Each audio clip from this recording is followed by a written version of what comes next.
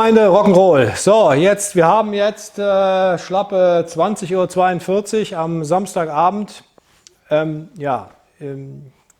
Ich sehe auch dementsprechend aus. Wir haben also den ganzen Samstag hier rumgetestet und haben mal geguckt, ob wir jetzt die Leistung finden. Das heißt, unser Stage 1 Kit auf der Supermoto vom vorletzten Sonntag, also die mit dem Husky Tuning Kit, den jetzt also kombiniert mit unserem Stage 1 Kit. Und was dabei rausgekommen ist, das seht ihr und hört ihr jetzt.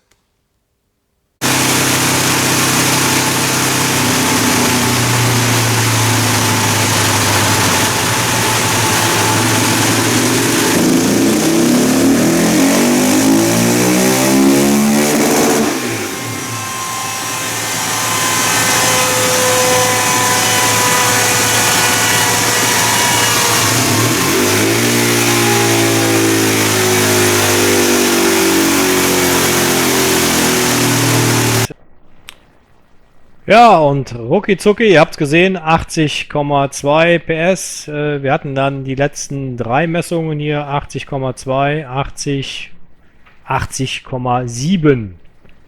Das Schöne ist natürlich auch bei 79,1 Newtonmeter, also kaum Newtonmeter Verlust zur letzten Messung mit dem Euro 4 Motorrad. Also wir haben Drehmoment gehalten und haben Spitzenleistung erhöht. Das ist natürlich ein Traum und so wollte man das natürlich haben. So, jetzt ist das natürlich alles wunderbar. Jetzt wollt ihr natürlich auch wissen, wie sieht es denn aus mit dem Tuning-Kit oder mit der Leistungskurve von dem Serien-Tuning-Kit von dem vorletzten Video. Das lege ich euch jetzt mal mit drauf. Und zwar, das ist jetzt diese Kurve. Und die schwarze ist eben halt die Leistungskurve des Original Husky Tuning Kits. Ja, 77,2, wie ihr das schon mal gesehen habt, und 75,2 Newtonmeter Max. Also wir haben hier in dem Bereich natürlich jetzt wieder wesentlich mehr Drehmoment. Ja, ungefähr, das sind 66 Newtonmeter, so weit über 74 Newtonmeter, jetzt zum Beispiel hier bei 5200 Umdrehungen. Und wir haben im ganzen Bereich wesentlich mehr PS. So zwischen 3 und 4 PS mehr. Also, Ziel erreicht. Natürlich noch nicht die Endstufe, aber der Kit oder unser Stage 1 Kit zusammen mit dem Husky Tuning Kit legt mal ordentlich eine Schippe drauf und so sollte ein Einzylinder auch laufen. So, ja, 80 PS, die magische Marke ist geknackt. Ne, das musste ja auf jeden Fall schon mal kommen. Und das tatsächlich sogar ohne einen anderen Krümmer. Also nur rein Akrapovic vom Tuning Kit, Tuning Mapping von Husky und unserem Kit. Also ihr seht, wenn wir dann auch noch die Luftseite richtig bearbeiten, also zum Tuning Kit hin, kommt auch der Drehmoment.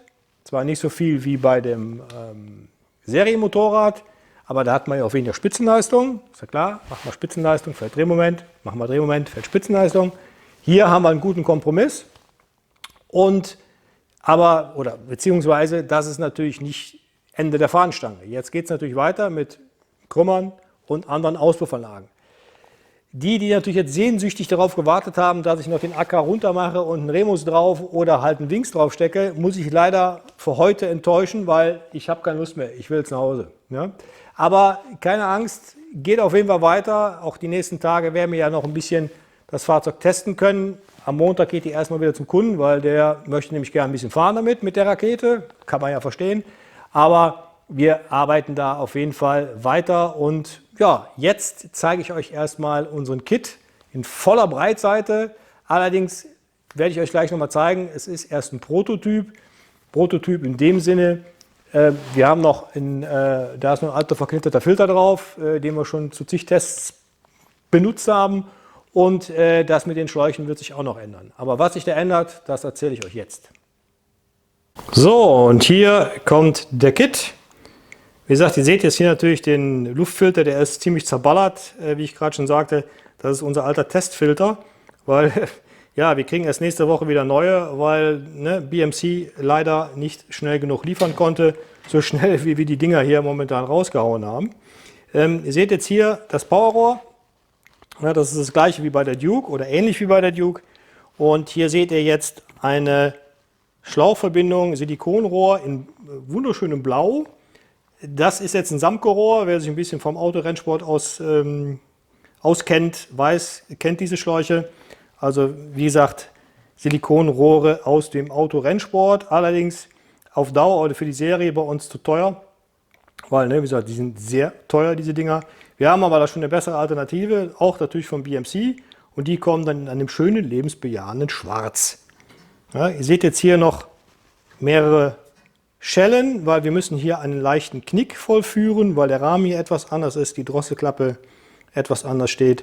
Und hier sitzt noch ein Mitteladapter drin aus Kunststoff, um das hier etwas umzulenken, die ganze Sache, weil das, wie gesagt, alles ein bisschen anders aufgebaut ist als bei der SMCR.